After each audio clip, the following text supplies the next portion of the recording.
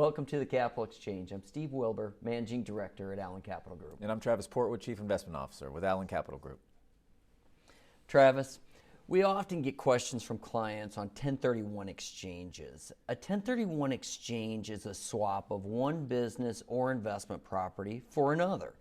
It is a popular way for property owners and property investors to defer their capital gains that they have accumulated on those properties over time. So at a high level, let's talk about some of the features of 1031 exchanges. Yeah, first, Steve, the IRS says 1031 exchanges must be between like-kind properties. And the IRS defines like-kind properties as any property held for investment or business or trade purposes under Section 1031 of the IRS Code.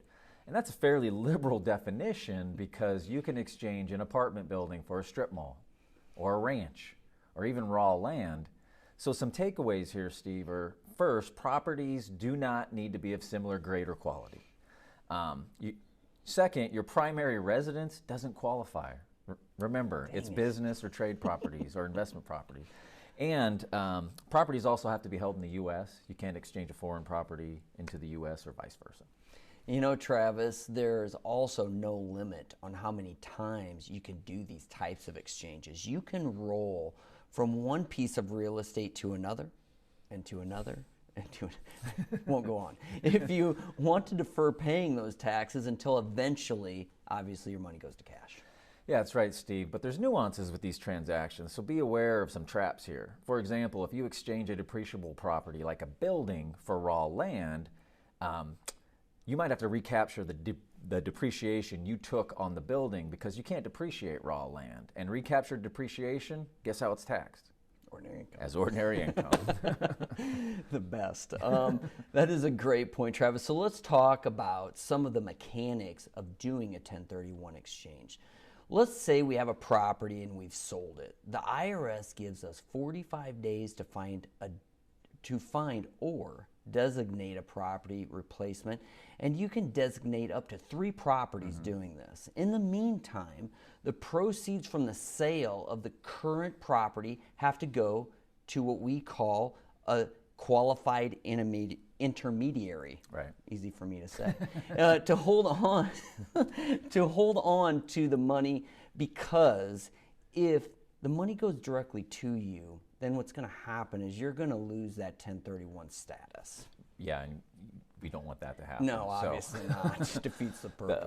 Another important time frame to be aware of here, Steve, is you have 180 days to close the transaction on your new property.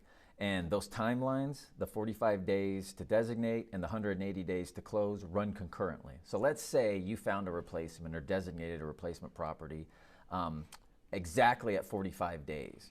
You now only have 135 days left to close, so be cognizant of that. And that can get tight. It can get tight. When you're moving properties. Correct. So, you know, Travis, another landmine with 1031 is properties with debt.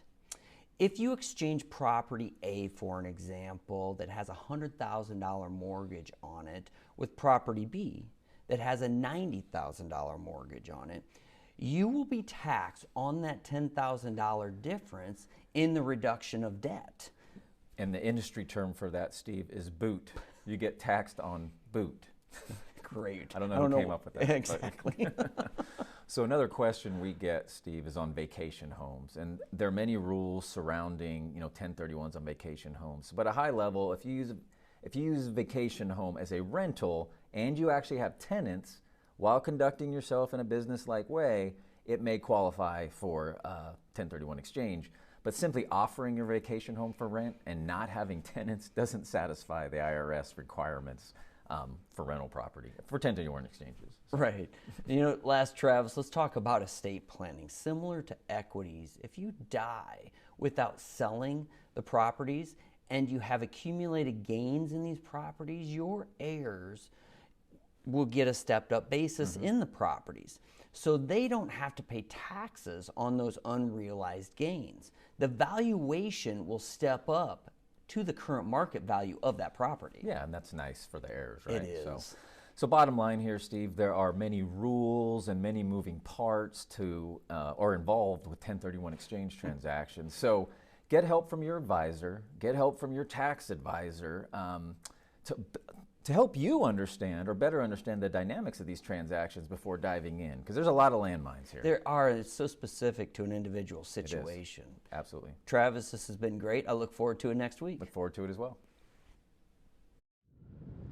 Thank you for watching this week's Exchange. To make sure you don't miss out on future discussions, please follow us on social media. Make sure to like and share our videos, and we'll see you next week.